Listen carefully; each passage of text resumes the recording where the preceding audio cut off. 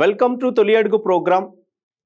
ఈ Tholiadugu ప్రోగ్రాంలో భాగంగా మీకు the salient features of Indian constitution అంటే భారత రాజ్యాంగం యొక్క ముఖ్య లక్షణాలను మీకు వివరించబోతున్నాను. So what is the constitution of India? భారత రాజ్యాంగం అంటే ఏమిటి? ఎప్పుడు ఈ భారత రాజ్యాంగం రూపొందించబడినది? ఓకే, వాటి యొక్క ముఖ్య లక్షణాలు ఏంటి? వాటి గురించి తెలుసుకుందాం. భారత రాజ్యాంగం మనకు 1950 ఓకే 1950 జనవరి 26న అమలులోకి వచ్చింది.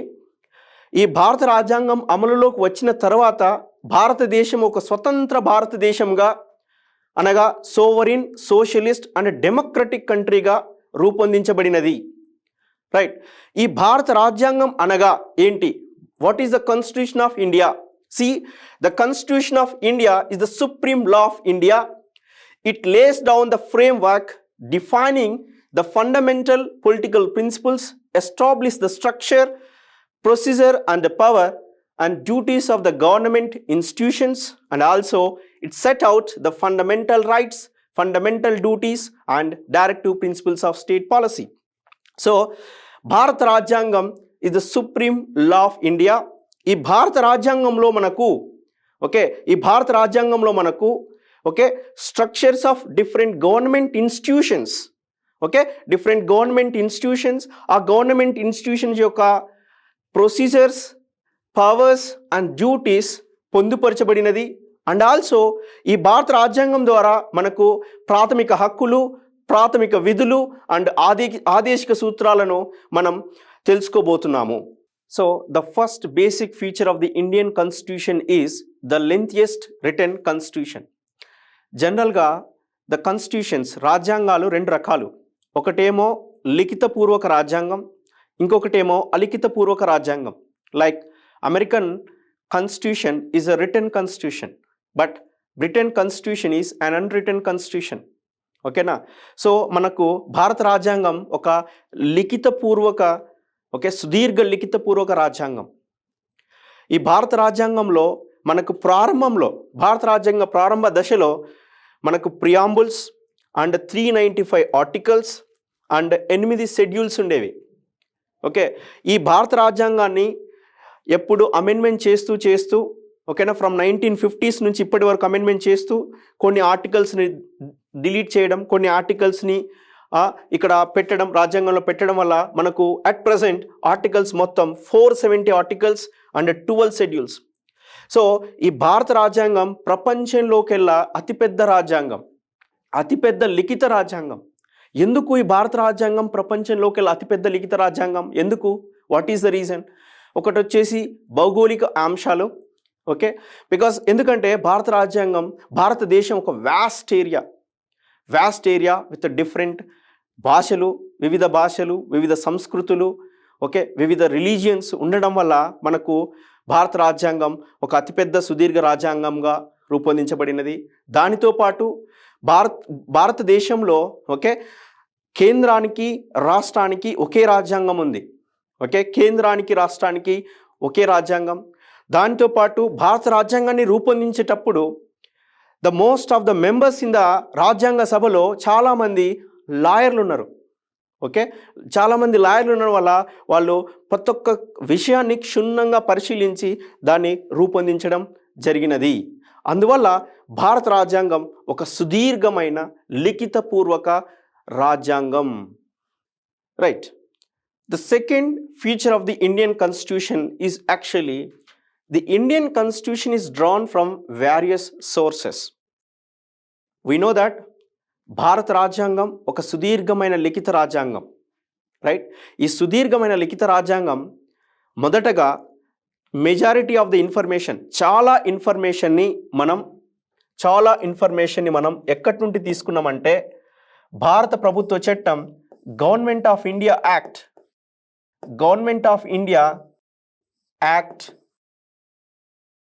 1935 నుంచి మెజారిటీ ఆఫ్ ది ఇన్ఫర్మేషన్ తీసుకోవడం జరిగింది.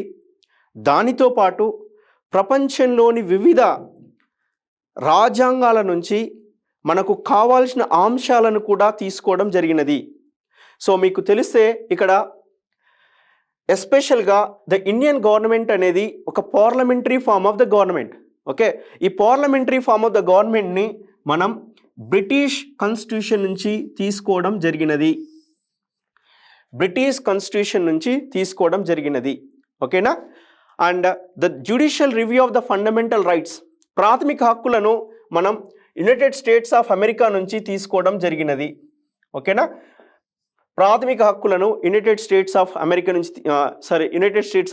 నుంచి independent judiciary, okay, integrated and independent జ్యుడిషియరీని కూడా మనం యుఎస్సి నుంచి తీసుకోవడం జరిగినది. అండ్ కెనడా నుంచి federation with the strong centre, okay, federation with the strong centre. And fundamental duties వచ్చేసి రష్యా నుంచి, యుఎస్ఎస్ఆర్ నుంచి తీసుకోవడం జరిగినది. అండ్ నేషనల్ ఎమర్జెన్సీ జర్మనీ నుంచి తీసుకోవడం జరిగినది. ఓకేనా. అలాగా వివిధ దేశాల నుంచి మనకు కావాల్సిన ఇన్ఫర్మేషన్, మనకు కావాల్సిన అంశాలను తీసుకొని మన రాజ్యాంగంలో పొందుపరచడం జరిగినది. ఈ విషయంలో డాక్టర్ బిఆర్ అంబేద్కర్ గారు ఒక మాట అంటారు, భారత రాజ్యాంగాన్ని నేను వివిధ దేశాల యొక్క రాజ్యాంగాలను కొల్లగొట్టి రూపొందించాను, దానికి నేను సంతోషించబడుతున్నాను అని ఒక మాట అన్నాడు. సో దీనివల్ల మనకి ఇన్ఫర్మేషన్ ఏంటంటే భారత రాజ్యాంగంలో వివిధ రకాల అంశాలను పొందుపరచడం జరిగినది. Right. Another feature of the Indian constitution is the blend of rigidity and flexibility. The Indian Constitution is a blend of rigidity and flexibility. What do you mean by this? భారత రాజ్యాంగం ఒక దృఢ అండ్ అదృఢ సమ్మిళితం. జనరల్గా రాజ్యాంగాలను రెండు రకాలుగా వర్గీకరిస్తారు. ఒకటేమో దృఢ రాజ్యాంగం, రెండోది అదృఢ రాజ్యాంగం. ఈ దృఢ రాజ్యాంగాన్ని సవరించడానికి, ఓకే, అమెండ్ చేయడానికి ఒక ప్రత్యేక శాసనాలు చేయవలసి వస్తుంది. కానీ అదృఢ రాజ్యాంగాలను సవరించడానికి ప్రత్యేక శాసనాలు, మెజారిటీస్ అవసరం ఉండదు. కానీ the Indian constitution is neither rigid Nar flexible. Okay, ఇది ఒక దృఢ అదృఢ సమ్మిళితం. ఎందుకంటే భారత రాజ్యాంగాన్ని అమెండ్ చేయొచ్చు, సవరణ చేయొచ్చు, కానీ కొన్ని విధానాలు ఫాలో అవ్వాలి. ఆ విధానాల్లో బేసిక్గా simple majority in the parliament. కొన్ని సాధారణ విషయాలను అమెండ్ చేయాలి అంటే, సవరించాలంటే, భారత రాజ్యాంగంలో సవరించాలంటే సింపుల్ మెజారిటీ ఉంటే సరిపోతుంది. 2/3 ఆఫ్ ద పార్లమెంటరీ సభ్యులు ఉంటే ఆమోదం తెలిపితే సరిపోతుంది. కొన్నిటికేమో special majority in the parliament అవసరం అవుతుంది. ఓకేనా. కొన్నిటికేమో joint initiative of central and state. Okay, సెంట్రల్లో లోక్సభ, రాజ్యసభ, స్టేట్లో legislative assembly and legislative council. So ఈ రెండిటి సెంట్రల్ అండ్ స్టేట్ యొక్క మొత్తం ఆమోదం పొందిన తర్వాతనే మనం భారత రాజ్యాంగాన్ని అమలు చేయగలము. ఓకే, ఇక్కడ స్టేట్స్లో okay 1/3 of all the states, okay, of all the states ఆమోదం తెలిపితే మనం భారత రాజ్యాంగాన్ని సవరించవచ్చు. సో భారత రాజ్యాంగాన్ని సవరించవచ్చు, కానీ సవరించడానికి కొన్ని విధి విధానాలు ఉన్నాయి. అందువల్ల భారత రాజ్యాంగం ఒక దృఢ అదృఢ సమ్మిళితం. Indian constitution is a blend of rigidity and flexibility. The third feature of the Indian constitution is the Indian constitution follows the federal system but with unitary bias.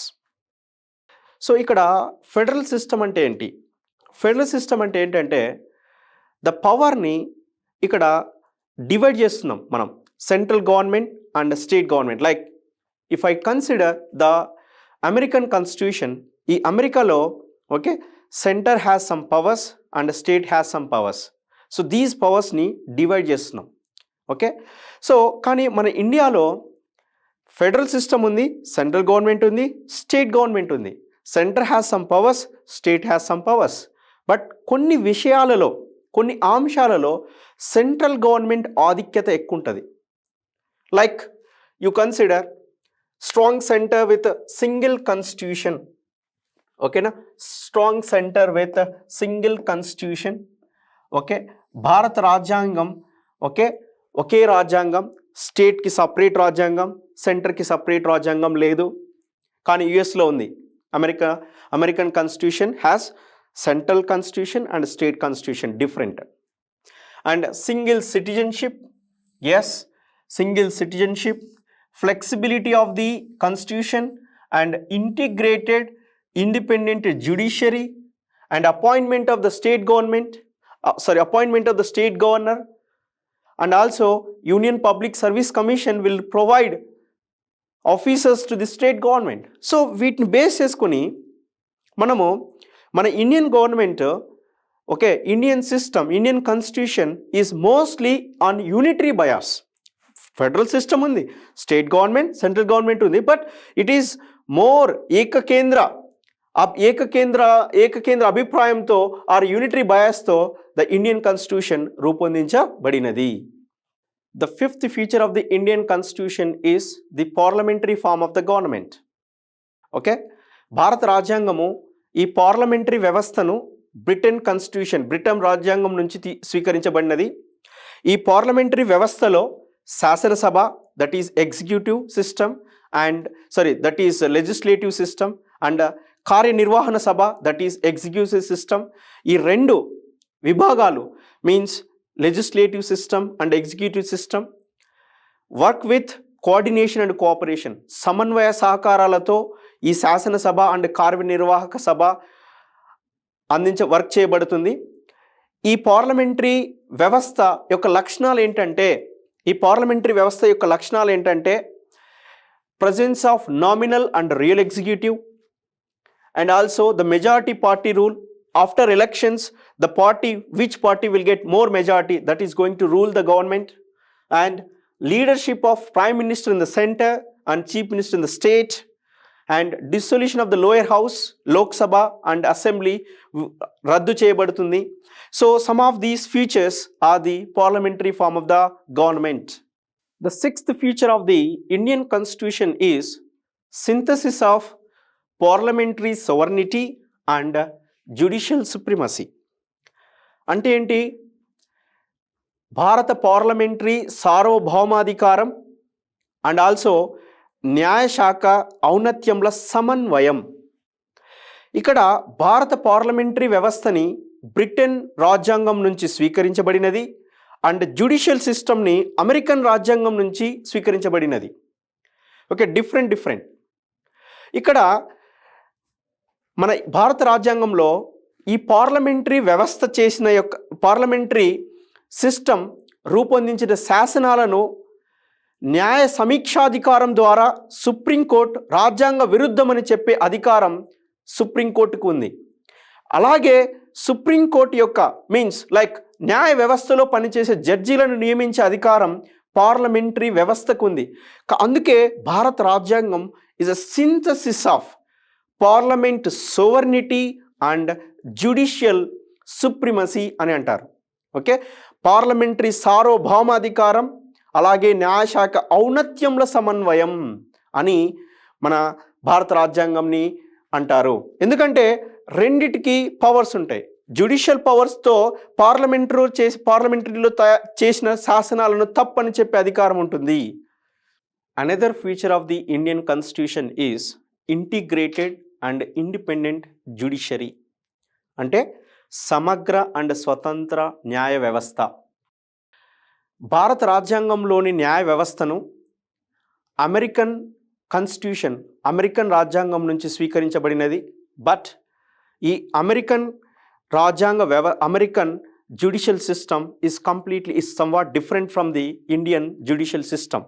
ఇక్కడ అమెరికన్ రాజ్యాంగంలో జ్యుడిషియల్ సిస్టమ్ ఎలా ఉంటుందంటే federal courts and state courts సపరేట్గా ఉంటాయి.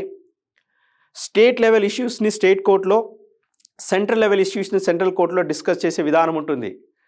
కానీ మన భారతదేశంలో the అగ్రస్థానంలో సుప్రీంకోర్టు ఉంటుంది అండ్ స్టేట్ లెవెల్లో హైకోర్టు ఉంటుంది and with in the states subordinate courts ఉంటాయి.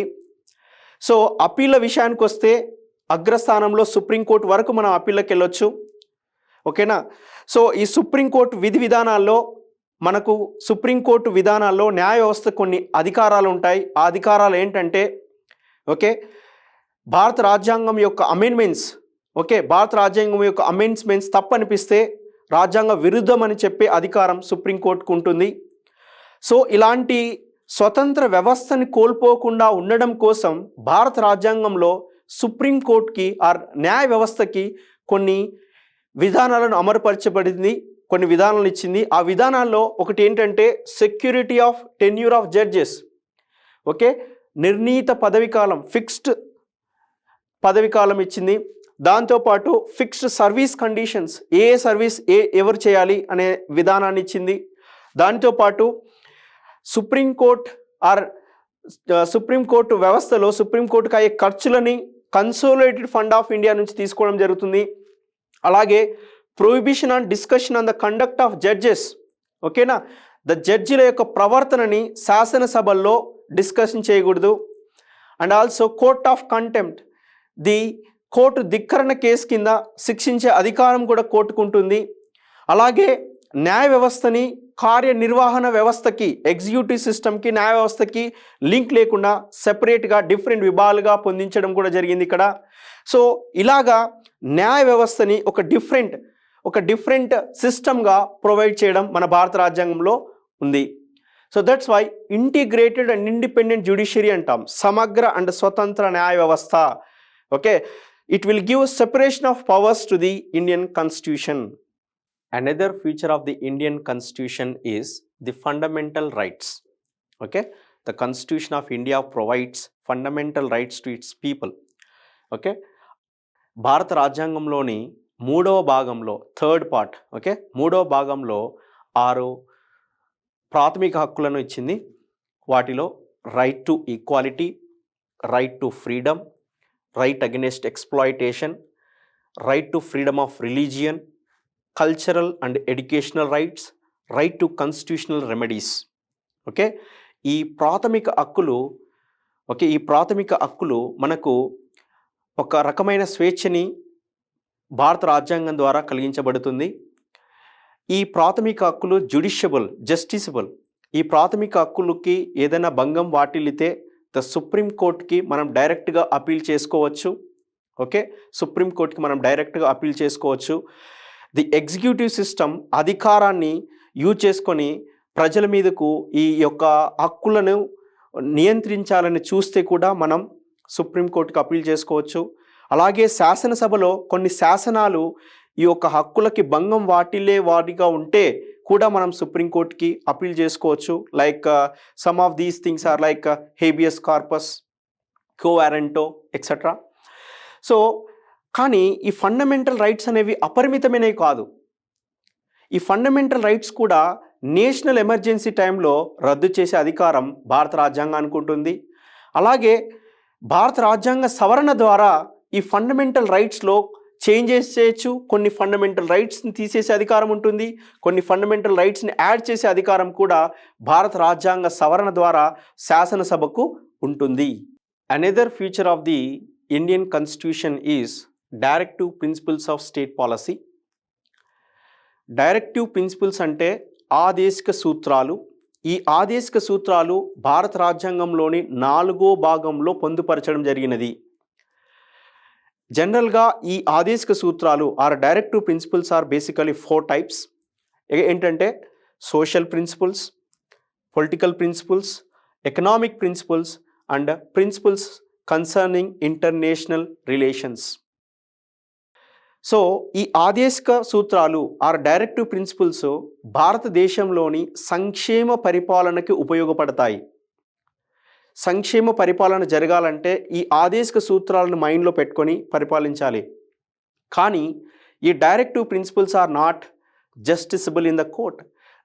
అంటే ఈ ఆదేశిక సూత్రాలు న్యాయ నిర్ణీతమైనవి కావు. కానీ ఫండమెంటల్ రైట్స్ తీసుకుంటే ఫండమెంటల్ రైట్స్ న్యాయ నిర్ణీతమైనవి. ఫండమెంటల్ రైట్స్ ప్రాథమిక హక్కులకి భంగం వాటిల్లితే మనం సుప్రీంకోర్టులో అపీల్ చేసుకోవచ్చు. కానీ ఈ ఆదేశిక సూత్రాలకు భంగం వాటిల్లితే ఈ న్యాయ వ్యవస్థలో న్యాయశాఖలో రక్షణ ఇవ్వడం జరగదు. న్యాయశాఖలో వీటికి రక్షణ లేదు. ఓకేనా, న్యాయశాఖలో వీటికి రక్షణ లేదు. జస్ట్ ఈ ప్రిన్సిపల్స్ని బేస్ చేసుకొని పరిపాలిస్తే ఒక సుపరిపాలన మనకు అందించినట్టు అవుతుంది. కాబట్టి ఈ directive principles of state policy are very very important for సంక్షేమ పరిపాలనకు ఇవి చాలా ముఖ్యమైనవి. Another feature of the Indian constitution is the fundamental duties. Okay, భారత రాజ్యాంగం యొక్క ముఖ్య లక్షణం ప్రాథమిక విధులు. ఈ ప్రాథమిక విధులు మూల భారత రాజ్యాంగంలో లేవు. ఒరిజినల్ కాన్స్టిట్యూషన్ ఆఫ్ ఇండియాలో ఈ ప్రాథమిక విధులు లేవు.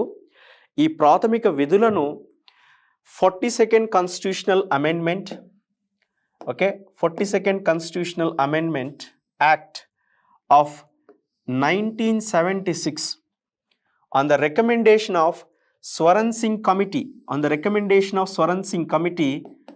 ఓకే, ద్వారా ఈ ప్రాథమిక విధులను భారత రాజ్యాంగంలో పొందుపరచడం జరిగినది. ఓకే, ఈ ప్రాథమిక విధులు భారత రాజ్యాంగంలో part 4A and the article 51Aలో పొందుపరచడం జరిగినది. ఈ ప్రాథమిక విధులు అనగా యాక్చువల్లీ రాజ్యాంగం, జాతీయ గీతాన్ని, జాతీయ జెండాని గౌరవించడం, దేశ సార్వభౌమాధికారాన్ని, సమగ్రతను, సమన్వయంని కాపాడడం అండ్ ఆల్సో దేశ సాంస్కృతిక విభిన్న సంస్కృతులను పరిరక్షించడం వంటి విధులు ఈ భారత రాజ్యాంగంలో పొందుపరచడం జరిగినది.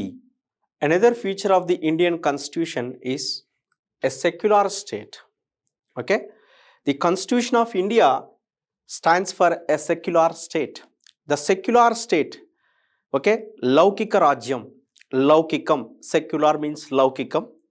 ఈ సెక్యులర్ అనే word constitutional amendment act 42nd constitutional amendment act 1972, remember ఈ సెక్యులర్ అనే word 42nd constitutional amendment act 1976లో భారత రాజ్యాంగంలో చేర్చడం జరిగింది.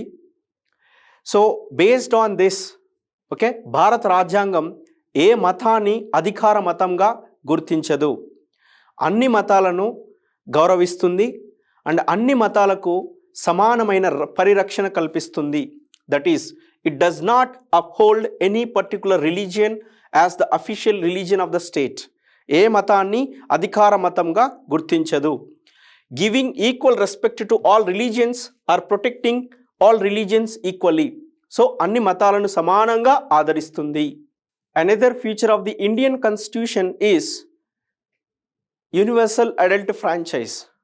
ఇది భారత రాజ్యాంగంలో ఒక ముఖ్యమైన లక్షణము.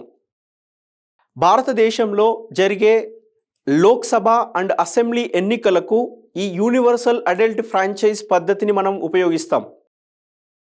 ఈ యూనివర్సల్ అడల్ట్ ఫ్రాంచైజ్ పద్ధతి ఏంటంటే, భారతదేశంలో ఉన్న ప్రజలు, all citizens of India who are 18 years and above, okay, they are free to vote irrespective of their caste, religion, race, okay, economic condition, okay, economic condition.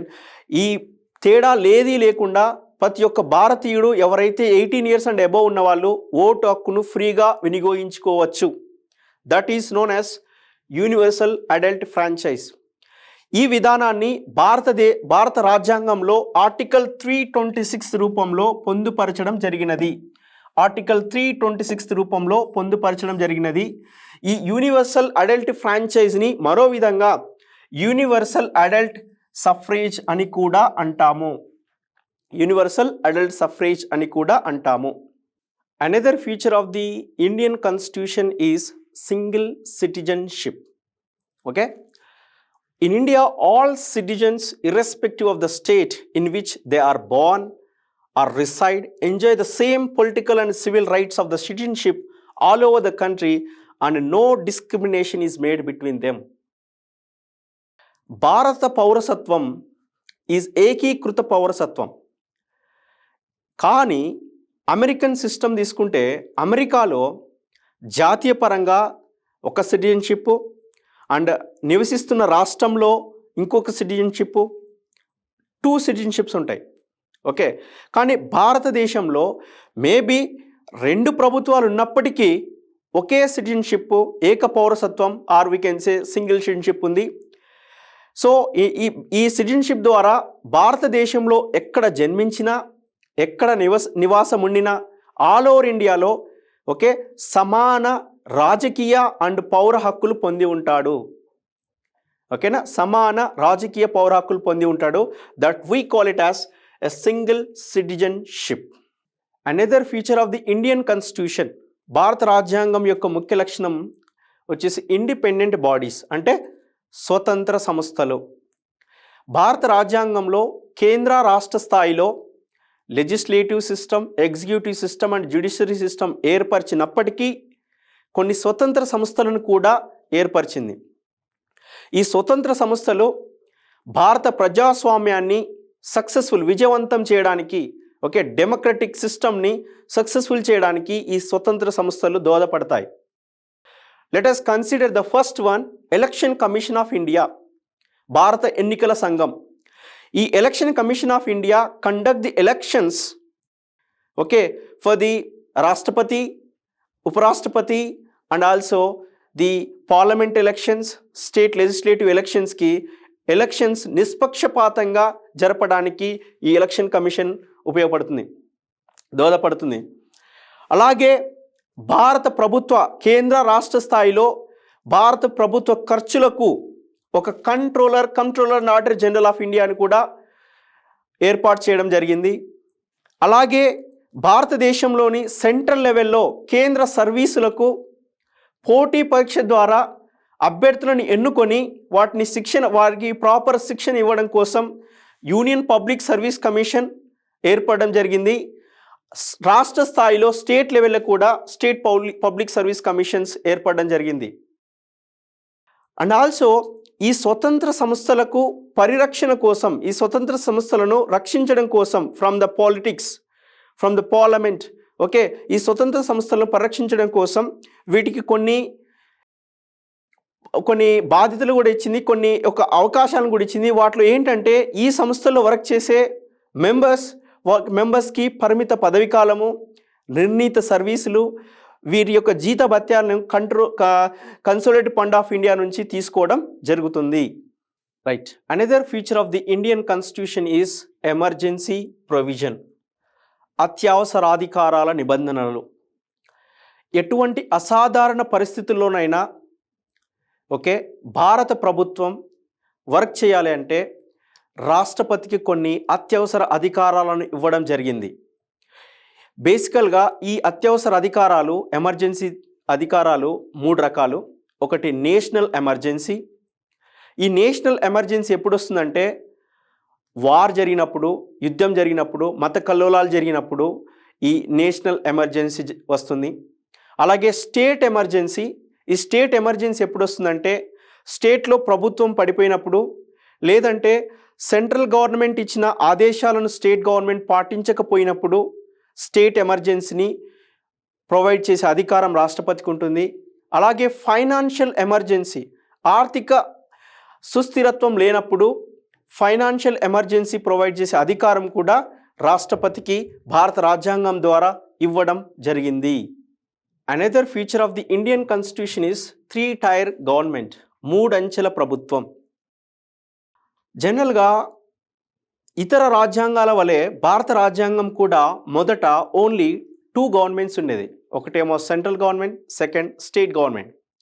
కానీ 1992 constitutional amendment act 73rd and 74th constitutional amendment act 1992 ద్వారా okay 3 అంచెల విధానాన్ని భారత రాజ్యాంగం ఇచ్చింది. Okay 3 అంచెల విధానాన్ని భారత రాజ్యాంగం ఇచ్చింది. ఈ 3 అంచెల విధానంలో సెంట్రల్ గవర్నమెంట్ ఒకటి, స్టేట్ గవర్నమెంట్ ఒకటి అండ్ లోకల్ గవర్నమెంట్ ఒకటి. ఈ లోకల్ గవర్నమెంట్లో 73rd constitutional amendment act will give you panchayati raj. It will give you Panchayati Raj, and the 74th Constitutional Amendment Act will give you municipalities. Okay, municipalities. So, ప్రపంచంలో ఏ రాజ్యాంగంలో లేని ఈ 3 అంచెల government, 3 అంచెల ప్రభుత్వ విధానం మన ఇండియాలో ఉంది. That we call it as a 3-tier government, that is central, state and local. Another feature of the Indian constitution is cooperative societies, formation of the cooperative societies. The original constitution do not have the cooperative societies as constitutional status. ఈ cooperative societies అనేది 97th constitutional amendment act 97 constitutional amendment act of 2011, okay, 97 Constitutional Amendment Act of 2011 gives a constitutional status and a protection to the cooperative societies. It made this Constitutional Amendment Act made the right to form cooperative societies as a fundamental right. Okay, formation of the cooperative society as a fundamental right. So what is cooperative society? Cooperative society is nothing but a group of people or group of organizations, either వృత్తిపరంగా కానీ విద్యాపరంగా కానీ form చేసుకొని వారి యొక్క సహకారాలను వినియోగించుకొని develop చేయడాన్నే ఈ cooperative societies దోహదపడతాయి. ఓకేనా, right. So these are the different futures, okay, of the Indian constitution. Okay, భారత రాజ్యాంగం యొక్క ముఖ్య లక్షణాలని మనం ఈ వీడియో ద్వారా వివరించడం జరిగినది.